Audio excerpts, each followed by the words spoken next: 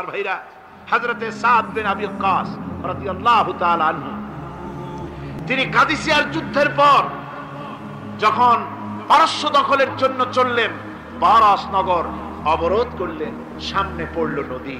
এই নদী পাড়ি দিবেন, সাথে তার হাজার হাজার সৈন্য, এই সৈন্য নিয়ে নদী পাড়ি দিবেন। জিজ্ঞেস করলেন সাহাবীদের, তোমরা কি চাও ইসলামের আন্দোলন, ইসলামের জিহাদ, আল্লাহর দ্বীন এখানেই শেষ হয়ে যাক, এটা চাও, না ইসলামের এই কলেমার আওয়াজ নদীর ওপারেও নিয়ে যেতে হবে, অথচ আমাদের কাছে কোনো পারাপারের কোনো নৌকা নাই, কি করতে চাও? সাহাবীরা বললেন, আমরা আপনার অর্ডার ফলো করব, আমরা এই নদীর ওপারে গিয়েও কালেমার পতাকাকে উড্ডীন করতে চাই, কালেমার শশীতল ছায়াতলে গোটা দুনিয়াকে আনতে চাই।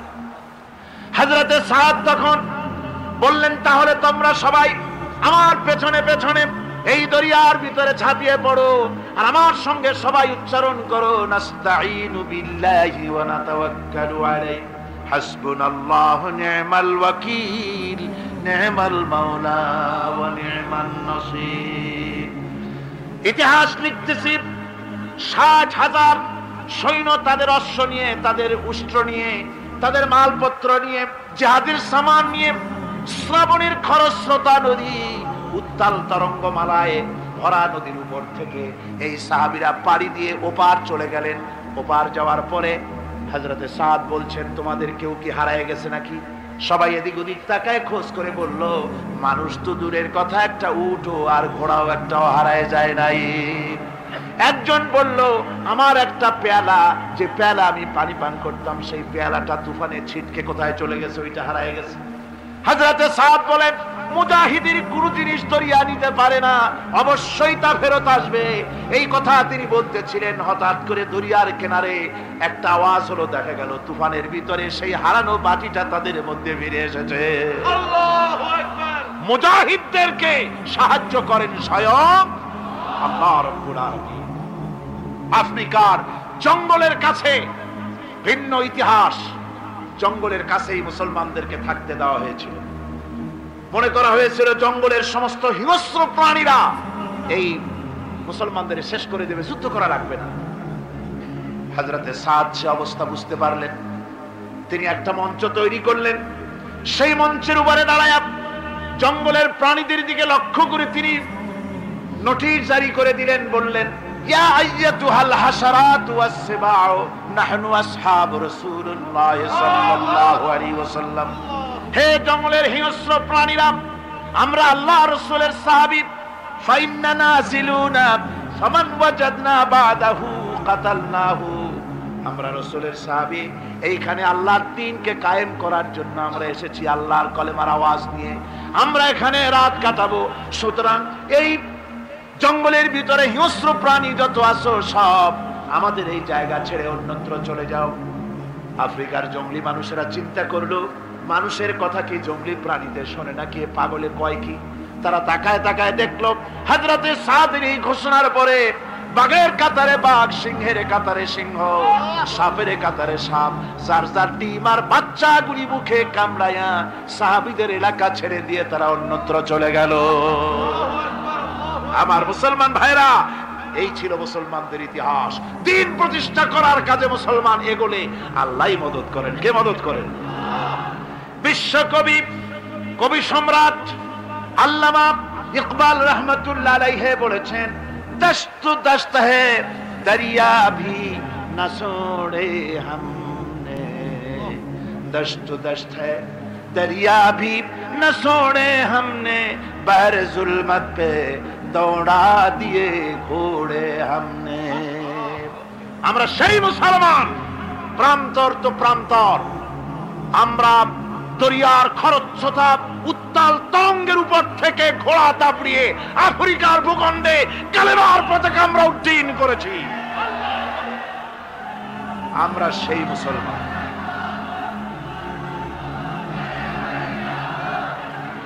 একটুখানি জিকির করেন, লা ইলাহা ইল্লাল্লাহ, লা ইলাহা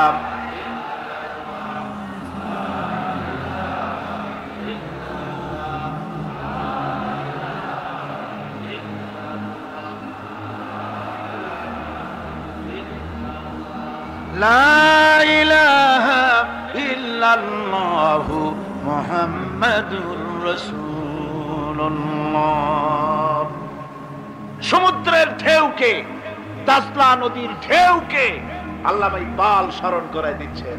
ও দরিয়ার ঢেউ, ऐ मौज जजला तू भी पहचानती है हमको, अब तक है तेरा दरिया अफसाना हमारा। হে টাইগ্রিসের উত্তাল উত্তাল তরঙ্গমালা, নিশ্চয়ই তোমার ভুলে যাওয়ার কথা নয় যে তোমার উপর থেকেই আমরা দরিয়া পার হয়ে উপরে গিয়ে কালেমার পতাকা উড্ডীন করেছিলাম। আমরা সেই মুসলমান, আজ ইসলামী চেতনা হারায়া আমরা আজকে দুনিয়ার মধ্যে সবচেয়ে লাঞ্ছিত, পদদলিত, হেয় প্রতিপন্ন জাতিতে পরিণত হয়েছি।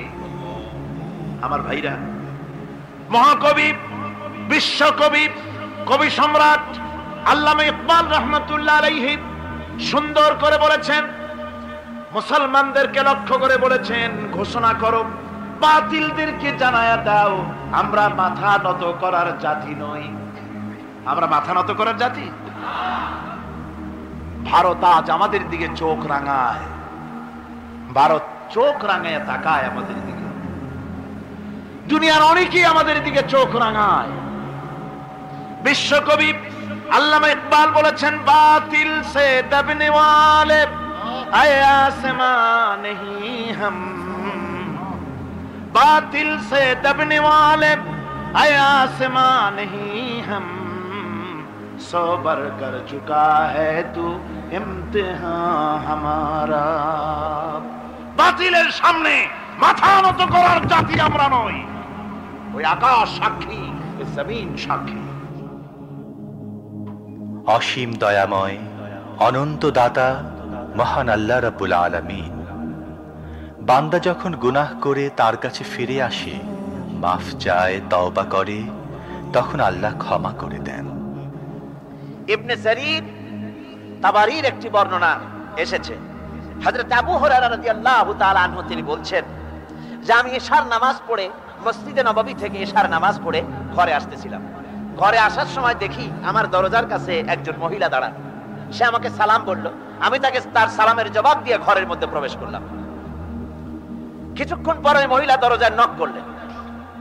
আমি দরজা খুলে জিজ্ঞেস করলাম, কি চাও? তিনি বললেন যে আমি শয়তানের ওয়াসওয়াসায় পড়ে জিনা করেছি এবং এই জিনা করার পর আমি গর্ভবতী হয়েছি, এরপরে একটা সন্তান হয়েছে, আমি সেই সন্তানকেও মেরে ফেলে দিয়েছি। এখন আমার বাঁচার পথ কি? আমার এখন এই গুনাহ মাফ হওয়ার পথ কি? হযরত আবু হুরায়রা রাদিয়াল্লাহু তাআলা আনহু বলছেন যে অসম্ভব, তোমার এই গুনাহ মাফ হবে না। মহিলা তখন যাওয়ার সময় কাঁদতে কাঁদতে কপালে আঘাত করতে করতে যাচ্ছিল যে আরে শরীরের এই রূপ, এই যৌবন, এই সৌন্দর্য কি তৈরি হয়েছিল জাহান্নামের আগুনে জ্বলার জন্য? এইভাবে করে চিৎকার দিতে দিতে মহিলা যাচ্ছিল। হযরত আবু হুরায়রা বলেন, আমি সকালবেলায় আল্লাহ রাসূলের সঙ্গে ফজরের নামাজ আদায় করে আল্লাহ নবীকে ঘটনা শোনালাম। বললাম, হে রাসূল, আমি তো মহিলাকে এইরকম জবাব দিয়েছি। হযরত আবু হুরায়রা দৌড়ে গেলেন, বললেন, আমি ছুটতে লাগলাম এমন ভুল আমি কথা বলেছি। মহিলা তো হতাশ হয়ে গিয়েছে। তিনি খুঁজতে খুঁজতে মহিলাকে পেয়ে গেলেন, যে বললেন, ও মহিলা, আল্লাহর হাবিব তোমার সম্পর্কে এই কথা বলেছেন, তুমি যদি তওবা করো আল্লাহ রাব্বুল আলামিন তোমাকে মাফ করে দিবেন, আর তোমার দোষ ত্রুটিগুলির বিনিময় আল্লাহ তোমাকে নেক দিয়ে বদলায় দিবেন, তোমাকে আল্লাহ মাফ করবেন। মহিলা শোনা মাত্র আল্লাহু আকবার বলে চিৎকার মেরে সিজদায় পড়ে গেলেন। তিনি প্রাণ ভরে কাঁদলেন আর বললেন, আল্লাহ তোমার দরবারে শুকরিয়া আদায় করি যে আমার মতো গুনাহগারের জন্য তুমি যে তওবার দরজা খোলা রেখেছো। তিনি তার নিজের দাসীকে এবং তার বাচ্চাকে, কৃত দাসীকে আল্লাহ শকরার্থে মুক্ত করে দিলেন। আমার ভাইয়েরা, এভাবে করে যারা নাকি আল্লাহর দরবারে যারা এভাবে মাপ চায়, আল্লাহ পাক তাদেরকে মাফ করে দিবেন। তওবা করার জন্য রব্বুল আলামিন পথ খুলে রেখে দিয়েছেন। আবার অন্য হাদিসে এসেছে হযরতে রাসূল পাক সাল্লাল্লাহু আলাইহি ওয়াসাল্লামের কাছে এক বৃদ্ধ এসে বলেছিলেন, হে আল্লাহর নবী, আমি যত গুনাহ করেছি সমস্ত গুনাহ যদি দুনিয়ার মানুষেরকে ভাগ করে দেওয়া হয় তাহলে একযোগে সব মানুষকে তা ডুবাইয়া ছাড়বে, এত গুনাহ আমি করেছি। এমন কোন গুনাহ নাই যা আমি করি নাই, হে আল্লাহ রাসূল আমার এই গুনাহ মাফ হবে নাকি? আল্লাহর নবী বলেন, তুমি কি মুসলমান হয়েছো? লোকটি বলল, হুজুর আমি মুসলমান হয়ে গেছি। আশহাদু আল্লা ইলাহা ইল্লাল্লাহু ওয়াহদাহু লা শারীকা লাহু ওয়া আশহাদু আন্না মুহাম্মাদান আবদুহু ওয়া রাসূলুহু। পড়েন সবাই, আশহাদু আল্লা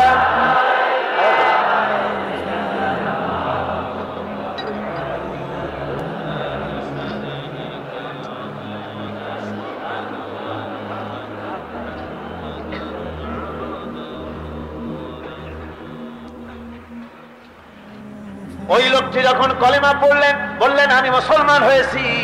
আল্লাহ নবী বলেন, শোনো আল্লাহর বান্দা, তুমি যখন কলেমা পড়েছো তোমার পেছনের তামাম জিন্দেগীর সমস্ত গুনাহ খাতা আল্লাহ রাব্বুল আলামিন মাফ করে দিয়েছেন। শুধু মাফ করেন নাই, আরো কি করেছেন? ওয়ায়ুবাদদিলুল্লাহু সাইয়্যাতিহিম হাসানাত। দোষ ত্রুটি তোমার যা আছে, যে ব্যক্তি তওবা করে আল্লাহর পথে চলে, নেক আমল করে, পেছনের জীবনের দোষ ত্রুটি যা করেছেন সবগুলির বদলে আল্লাহ রাব্বুল আলামিন নেকি লিখে দিবেন। জোরে বলেন সুবহানাল্লাহ। তার মানে কি? তার মানে হচ্ছে জীবনে যত অপরাধ করেছিল, তওবা করে যখন ভালো কাজ করবে আর পেছনের কথাগুলি যখন মনে করবে গভীর রাত্রে, আল্লাহ আমি এই ধরনের পাপ করেছিলাম, চুরি করেছি, ডাকাতি করেছি, জেনা করেছি, মদ খেয়েছি, মিথ্যা কথা বলেছি, এই সব কথা বলে যত অনুশোচনা করবে আর অনুতপ্ত হবে, চোখ দিয়া যত পানি পড়বে, নতুন নতুন করে তার আমল নামায় আল্লাহ নেকি লিখতে থাকবেন। জোরে বলেন সুবহানাল্লাহ। রব্বুল আলামিন তার বান্দাকে এত ভালোবাসেন, একজন সাহাবী কতগুলি পাখির বাচ্চা নিয়ে রাসূলের কাছে হাজির হয়েছেন। আল্লাহর নবী বলেন, পাখির বাচ্চাগুলি আনলা কেন? সাহাবী বলেন, হুজুর এই পাখির বাসাটা ভেঙে গিয়েছিল, বাচ্চাগুলি যখন ধরলাম ওর মা আমার মাথার উপরে ঠোকরাতে লাগলো, সে নিজের জীবনের মায়াকে উপেক্ষা করে বাচ্চাগুলিকে হেফাজত করার জন্য আমার উপরে ঝাঁপিয়ে পড়লো। আমি নিয়ে এসেছি এখানে, এই দেখুন ঘরের মধ্যে ঢুকেছে, এখানে ওই পাখিটা এসেছে। আমি রাসূলকে দেখাতে এলাম প্রাণী জগতে মায়ের সন্তানের প্রতি কত মায়া, সেটা দেখাতে এলাম। আল্লাহর নবী বলেন, ও সাহাবী, প্রাণী জগতে সন্তানের প্রতি মায়ের কতটুকু মহব্বত তুমি তাই আমাকে দেখাতে এসেছো। শোনো, এই প্রাণী জগতে সন্তানের প্রতি মায়ের যত মহব্বত, তার চাইতে লক্ষ কোটি গুণে বেশি মহব্বত বান্দার প্রতি আল্লাহ রাব্বুল আলামিনের। মহব্বতকে, করুণাকে, রহমতকে, ভালোবাসাকে 100 ভাগ করা হয়েছে। 100 ভাগ করে 99 ভাগ আল্লাহ নিজের কাছে রেখেছেন, আর একটা ভাগ তামাম পৃথিবীর প্রাণী জগতে আল্লাহ ছড়াই দিয়েছেন। একটা ভাগ দিয়েছেন সারা দুনিয়ায় প্রাণী জগতে। সেই একটা ভাগে এই শত সহস্র কোটি প্রাণীর মধ্যে যেটুকুন আমরা পাইছি, এতটুকুন মহব্বতে সন্তানের জন্য কলিজায়, সন্তানের কোনো অকল্যাণ হলে কলিজায় পানি থাকে না, সন্তানের কোনো অসুবিধা হলে বা মা বাপের কষ্ট হলে বা কারো কোনো কষ্ট হলে আমরা এই ধরনের আমাদের অবস্থা সৃষ্টি হয়ে যায়। এক ভাগ তামাম পৃথিবীর সমস্ত প্রাণী জগতে ছড়ায় দেওয়ার পর আমাদের অবস্থা যদি এই হয়, তাহলে 99 ভাগ রহমত যার কাছে, বান্দার প্রতি তার মহব্বত কতখানি। আমার বন্ধুগণ, রাসূল পাক সাল্লাল্লাহু আলাইহি ওয়াসাল্লাম বলেছেন, ও সাহাবীরা, একজন লোক উটের পৃষ্ঠে যাচ্ছিল কোথাও, উটের পৃষ্ঠে তার খাবার আছে, পানিও আছে, যেতে যেতে মরুদ্যানের মধ্যে সে বিশ্রাম করলো। ঘুমের থেকে জেগে দেখে উট নাই, খাবার নাই, পানিও নাই। বড় লোকটা কেমন পেরেশান হয়। সাহাবীরা বলেন, হুজুর উট হচ্ছে মরুভূমির জাহাজ, উট হারায় গেছে, টাকা পয়সা যা ছিল, খাদ্য খাবার ছিল, সব চলে গেছে, এর থেকে পেরেশানি তো আর কিছুই হয় না। হুজুর বলেন, লোকটা খানিকক্ষণ চিন্তা ভাবনা করতে করতে কিছুক্ষণ পর দেখলো উট ফিরে এসেছে, সমস্ত টাকা তার ওই খাদ্য আর পানিও নিয়ে হাজির হয়ে গেছে। বলো কেমন খুশি হয়। হুজুর, হযরত সাহাবীরা বলেন, হুজুর এর থেকে খুশি আর কি হতে পারে, লোকটার দিল তো ভরে যাবে। আল্লাহর নবী বলেন, ওগো সাহাবীরা, কোন বান্দা যদি আল্লাহর থেকে নাফরমান হয়ে যায়, নামাজ ছেড়ে দেয়, জিনা ব্যভিচার বদমাশি নাফরমানিতে যদি যখন লিপ্ত হয়ে যায়, উঠারা ব্যক্তি উট পাওয়ার জন্য যেমন পেরেশানি বোধ করে, আল্লাহ রাব্বুল আলামিন তার ওই নাফরমান বান্দার জন্য, আল্লাহ রাব্বুল আলামিন ফিরে আসার জন্য আল্লাহ রাব্বুল আলামিন চান। বান্দা যখন নাফরমান বান্দা নিজের গুনাহ বুঝতে পেরে যখন সেজদায় পড়ে গিয়া কান্দে, রব্বুল আলামিন আমার গুনাহ মাফ করে দাও, এইভাবে যখন কাঁদতে থাকে, রব্বুল আলামিন আল্লাহর হাবিব বলেন উঠা ব্যক্তি উঠ পেলে পড়ে, ওই ব্যক্তি যত খুশি হন। কোন নাফরমান বান্দা যখন সেজদায় পড়ে যায়, আল্লাহ রব্বুল আলামিন এর চাইতে লক্ষ কোটি গুণে বেশি খুশি হয়ে যান। কোরআনের আয়াত শুনে কাফেররা বারবার বিস্মিত হয়েছে, যেমন বিস্মিত হয়েছিলেন হযরত ওমর রাদিয়াল্লাহু তাআলা আনহু ইসলাম গ্রহণ করার পূর্বে। এভাবেই অনেকে শুধুমাত্র কোরআন শুনে ইসলামের দাওয়াত কবুল করেছিলেন। কাফির বেঈমানেরা তারা রাসূল পাক সাল্লাল্লাহু আলাইহি ওয়াসাল্লামের মুখে তেলাওয়াত শুনে তারা বলতে লাগলো যে মুহাম্মদ সাল্লাল্লাহু আলাইহি ওয়াসাল্লাম বোধহয় কবি হয়ে গেছেন। কবি না হলে পরে এমন সুন্দর করে তিনি কোরআনে কারীমকে মিলিয়ে মিলিয়ে তিনি বলেন কি করে। কোরআন শরীফের রচনা শৈলী, কোরআনের বাচন ভঙ্গি, কোরআনের যে লালিত্য, এর যে মাধুর্য, এর যে বর্ণনার গাম্ভীর্য, এটা মানুষকে মোহমুগ্ধ করে, মানুষকে তার চিত্তকে আকৃষ্ট করে, মানুষ মুগ্ধ হয়ে যায়। যে কোরআন বোঝে না, শুধু তেলাওয়াত শোনে, তেলাওয়াত যদি খুব সুন্দর হয়, কোরআন বোঝে না এমন লোকও চোখ থেকে পানি গড়াতে দেখেছি। সুবহানাল্লাহ, যেহেতু এটা আল্লাহর কালাম, তাই ওরা মনে করলো যে মুহাম্মদ সাল্লাল্লাহু আলাইহি ওয়াসাল্লাম কবি হয়ে গেছে। যেমন হযরত ওমর ফারুক রাদিয়াল্লাহু তাআলা আনহু, তিনি রাসূল পাক সাল্লাল্লাহু আলাইহি ওয়াসাল্লামের পেছনে ঘুরতেছিলেন, হুজুরকে কোথাও পেলে পরে হুজুরকে নির্যাতন করবে। তিনি তখনও কুফরি হালতে ছিলেন। হযরত ওমর বলছেন যে আমি দেখলাম আল্লাহর নবী হারাম শরীফের ভিতরে প্রবেশ করে তিনি নামাজ পড়া শুরু করেছেন। আমি ভাবলাম নামাজটা শেষ হয়ে যাক, তারপরে যা হয় করব। পেছনে দাঁড়িয়ে আছি, শুনলাম তিনি পড়তেছেন, তেলাওয়াত করতেছেন। তেলাওয়াত শুনে শুনে আমি খুব অবাক হয়ে গেলাম। আমি ভাবলাম যে এটা কি কোনো জেন শিখায় দিচ্ছে, না এটা কি, জিনিসটা কি, কোন জেনের কথা নাকি, বিষয়টা কি, এত সুন্দর ভালো লাগে শুনতে। হযরত ওমর বলেন আমি যখন মনে মনে চিন্তা করতেছিলাম এটা কোন জেনে শিখায় দেওয়া কথা নাকি, তখন আল্লাহর নবী নামাজের ভেতরে আমার কথার জবাব দিলেন। তিনি পড়লেন ইন্নাহু লাকাউলু রাসূলিন কারীম। এটা হচ্ছে মহান বার্তাবাহকের বর্ণনা। হযরত ওমর বলেন আমি মনে মনে ভাবলাম মুহাম্মদ সাল্লাল্লাহু আলাইহি ওয়াসাল্লাম নিশ্চয়ই কবি হয়েছেন, নইলে এত সুন্দর করে মিলিয়ে মিলিয়ে বলেন কি করে। কোরআনের আয়াতগুলির কি অপূর্ব মিল। আপনারা কোরআন যদি পড়েন দেখবেন, কোরআন শরীফ যদি আপনি তাড়াতাড়ি করে পড়েন, মনে হবে আপনি যেন কোনো প্রবন্ধ, কোনো গদ্য পড়তেছেন। আর যদি প্রতি আয়াতে থেমে থেমে পড়েন, তাহলে মনে হবে আপনি যেন কোনো কবিতা পড়তেছেন। সুবহানাল্লাহ বিহামদি। কোরআনে কারীমের বর্ণনা ভঙ্গি এতই সুন্দর। ওয়াশ-শামসি ওয়া দুহাহা ওয়াল কামারি ইযা তালাহা ওয়ান নাহারি ইযা জাল্লাহা। পুরা সূরাটাই শুধু শেষের দিকে হার হা, কি সুন্দর মিলানো। وثمود الذين جابوا الصخر بالواد وفرعون ذي الأوتاد الذين طغوا في البلاد। এখানে যত পড়তে থাকবেন শেষের দিকে দাল দিয়ে আল্লাহ মিলাই দিয়েছেন। আবার وجوه يومئذ ناعمة لسعيها راضية। এখানে যতই আপনি সামনের দিকে অগ্রসর হতে থাকবেন ততই এইভাবে অপূর্ব মিল। আর রহমান আল্লামাল কুরআন খালাকাল ইনসান আল্লামাহুল বায়ান। পড়েন আর রহমান আল্লামাল কুরআন খালাকাল ইনসান আল্লামাহুল বায়ান। কোরআনে কারীম যত পড়বেন এত মজা, এত মধুর, পৃথিবীতে আর কোথাও খুঁজে পাওয়া যাবে না। জোরে বলেন সুবহানাল্লাহ। হযরত আবু হুরায়রা রাদিয়াল্লাহু তাআলা আনহু অত্যন্ত পেরেশান, কেননা তার মা ইসলাম কবুল করেননি। ছুটে আসলেন প্রিয় নবীর কাছে। আবু হুরায়রা জানেন রাসূলুল্লাহ সাল্লাল্লাহু আলাইহি ওয়াসাল্লাম আল্লাহর দরবারে তার মায়ের জন্য হাত তুললে তা বিফলে যাবে না। হাদিস শরীফে এসেছে হযরত আবু হুরায়রা রাদিয়াল্লাহু তাআলা আনহু একবার রাসূল করিম সাল্লাল্লাহু আলাইহি ওয়াসাল্লামের দরবারে কাঁদতেছিলেন। হুজুর জিজ্ঞেস করলেন, আবু হুরায়রা তুমি কাঁদো কেন? হযরত আবু হুরায়রা বলেন, হুজুর আমার মা আমাকে মেরেছে, আমি সেই জন্য কাঁদতেছি। হুজুর বলেন, মা তোমাকে মারলো কেন? কোনো বেয়াদবি করেছো নাকি? তিনি বললেন, না কোনো বেয়াদবি করি নাই, তবে মারলো কেন? হযরত আবু হুরায়রা বলেন, হুজুর আমার মা হচ্ছেন মুশরিকা, আমার মা কাফের।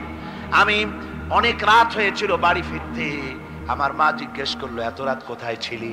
আমি বললাম, মা তামাম পৃথিবী যে কদম মোবারক চুমতে পারলে নিজেকে ধন্য মনে করে, আমি সেই রাসূলের দরবারে ছিলাম, আসতে দেরি হয়ে গেছে।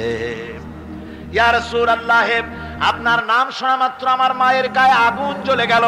সহ্য করতে না পেরে আমাকে মায়ের আরম্ভ করে দিল। বলল, আবু হুরায়রা হয় আমার বাড়ি ছাড়বি, না হয় মুহাম্মদ সাল্লাল্লাহু আলাইহি ওয়াসাল্লামের ঘর ছাড়বি, কোনটা করবি কর। আমি বললাম, মা তোমার গায়ে যত শক্তি আছে সমস্ত শক্তি দিয়ে তুমি আমাকে প্রহার করো, আমি তামাম তোমার বাড়িটা সুদ্ধা তামাম দুনিয়া ছেড়ে দিতে পারি, কিন্তু রাসূল পাক সাল্লাল্লাহু আলাইহি ওয়াসাল্লামের কদম মোবারক ছাড়তে পারি না। ভাইরা আমার, হযরতে আবু হুরায়রা কাঁদতেছেন। আল্লাহর নবী বলেন, তুমি কাঁদো কেন? তোমার মা তোমাকে মেরেছেন, আমি এখানে কি করব? এখানে তো আমি কোনো দখল আন্দাজ করতে পারি না, আমি কি করতে পারি? এখানে ইন্টারফেয়ার তো আমি করতে পারি না, মা তোমারে মেরেছে। হযরতে আবু হুরায়রা বলেন, ইয়া রাসূলুল্লাহ, মায়ের বিরুদ্ধে কোনো নালিশ করার জন্য আপনার কাছে আমি আসি নাই। বলে, কেন এসেছো? হযরত আবু হুরায়রা বলেন, হুজুর এসেছি এই জন্য, আমি জানি আপনি যদি আল্লাহর দরবারে কোনো ব্যাপারে দোয়া করেন আল্লাহ রাব্বুল আলামিন তা মঞ্জুর করে নেন। আপনি মেহেরবানি করে আমার মায়ের হেদায়েতের জন্য আল্লাহর কাছে দোয়া করুন। হুজুর সাল্লাল্লাহু আলাইহি ওয়াসাল্লাম দুই হাত উঁচু করলেন, বললেন, আল্লাহুম্মা ইহদি উম্মা আবি হুরায়রা, আয় আল্লাহ আবু হুরায়রার মাকে তুমি হেদায়েত নসিব করে দাও। এই দোয়া রাসূল করতেছেন, হুজুরকে দোয়ার মধ্যে ফেলে রেখে আবু হুরায়রা দৌড় আরম্ভ করেছে বাড়ির দিকে। পেছন থেকে কয়েকজন সাহাবী তারা দৌড়ে গেল। আবু হুরায়রা দৌড়ায় কেন? এত ভদ্র মানুষ, কোন সময় কারো সাথে রাগারাগি করে না, দৌড়ায় কেন? নিশ্চয়ই কোনো বিপদ বুঝি হয়ে গিয়েছে, পিছন থেকে জামা টেনে ধরেছে। কি হয়েছে, দৌড়াও কেন? হযরত আবু হুরায়রা বলেন, আমার জামা ছেড়ে দাও, আমাকে দৌড়াতে দাও, আমি দৌড়াইয়া বাড়ি পৌঁছে গিয়ে দেখতে চাই আমি আগে দৌড়ে বাড়িতে গেলাম না নবীজির দোয়া আমার আগে আমার বাড়ি পৌঁছে গেল, কোনটা হলো আমি সেটা দেখতে চাই। হযরত আবু হুরায়রা দৌড়াতে দৌড়াতে ঘরের কাছে গিয়ে নক করেছে। ভিতর থেকে আওয়াজ এলো, কে? কিছুক্ষণ পর মা আমার বেরোলেন, মাথার চুল দিয়া পানি পড়তেছে, বুড়া মানুষ। মা আমার কাছে এসে বলল, বাবা তোমাকে মারার পর আমি বড় অনুতপ্ত হয়েছি, মনে মনে অনুশোচনা করেছি, আরে আমার ছেলে তো কোনো খারাপ জায়গায় যায় নাই, কোনো খারাপ মানুষের কাছে যায় নাই, মারলাম কেন? বড় অনুতপ্ত হয়ে গেছি আমি। এই অনুশোচনা করে আমি এই মাত্র গোসল করেছি, আমাকে নিয়ে চলো তুমি বিশ্ব নবী রাসূলুল্লাহর দরবারে। কিয়ামতের দিন খুব কঠিন হবে। সেদিন মহান রব্বুল আলামিন কার সাথে কি আচরণ করবেন তা কেউ বলতে পারে না। কোনো পরিচয় সেদিন কাজে লাগবে না। আমাদের প্রিয় নবী সেই কঠিন বিচারের দিন সম্পর্কে সাহাবীদের বরাবর হুঁশিয়ার করেছেন, সতর্ক করেছেন তার উম্মতদের। লান তানফাকুম আরহামুকুম ওয়ালা আওলাদুকুম ইয়াউমাল কিয়ামাহ। লান তানফাকুম, কিয়ামতের দিন কোনো ফায়দা হবে না, অবশ্যই কোনো ফায়দা হবে না, কোনো উপকারে আসবে না। কিয়ামতের দিন তোমার সন্তান, তোমার স্ত্রী, তোমার মাল, তোমার সম্পদ কোন উপকারে আসবে না। কিয়ামতের ময়দানে সেদিন সব তোমার সাথে বিচ্ছেদ করবে, সব পালায় যাবে। সেখানে উৎকোষেরও কোনো কারবার নাই যে ঘুষ টুস দিয়া, ফেরেশতাদের কোন রকম বুঝবাজ দিয়া, আলাদা কোনো সোরাগলি পথ দিয়া একেবারে ফুট করে ভেস্তে চলে যাবেন, এমন কোনো সুযোগ নাই। অনেকে বলে, হুজুর এমন কিছু দোয়া শিখায় দেন যাতে ওই সব জেহাদ বোমা এগুলি খুব ভয় পাই, ও সব রাস্তা টাস্তা না, খুব সহজে কিছু দোয়া দুরুদ করিয়া আস্তে করে জান্নাতে চলে যাওয়া যায়, এরকম একটা দোয়া, এরকম একটা পথ বলে দেন। আমি বলি ভাই, এরকমের কোন সূরাগুলি আমার রাসূল আবিষ্কার করতে পারেন নাই। আল্লাহর পয়গম্বরের ওই ধরনের পথ, কোন পথ আবিষ্কার করতে পারেন নাই। সেখানে কিয়ামতের দিন কাউকে উৎকোচ গ্রহণ করার কেউ নাই, উৎকোচ দেওয়া যাবে না। আর উৎকোচ দিবি না বা কি? আপনার কাছে কিছু নাইও, থাকলেও নেওয়ার কেউ নাই। এই দুনিয়ায় ফাঁকিবাজি করে বহুত কিছু করা যায়, কিন্তু কিয়ামতের মাঠে এগুলি কিছুই চলবে না। আল-ইয়াওমা লা ইয়ানফা'ু মালুন ওয়ালা বানুন। কিয়ামতের দিন ধন, সন্তান, সন্ততি আর সম্পদ কোনো কাজে লাগবে না। সেদিন শুধু আমল, আমল যদি ভালো হয় কাজে লাগবে, আমল খারাপ হবে সব শেষ হয়ে যাবে।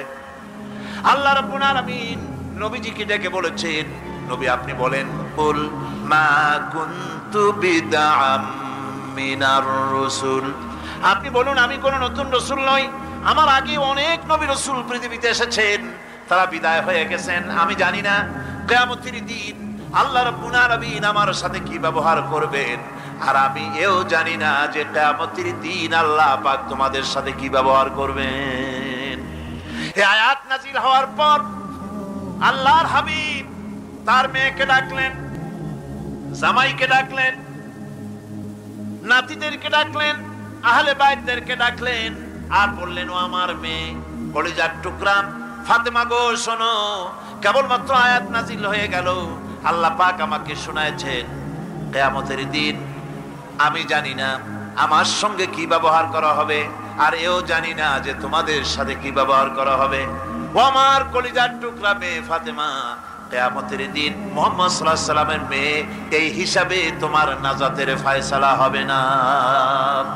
ও আমার কলিজার টুকরা নাতি হাসান আর হোসেন, কিয়ামতের দিন মুহাম্মদ সাল্লাল্লাহু আলাইহি সাল্লামের নাতি হিসাবে ফয়সালা হবে না। ও আমার জামাই হযরতে আলী, কিয়ামতের দিন আমার জামাই হিসাবে নাজাতের ফয়সালা হবে না।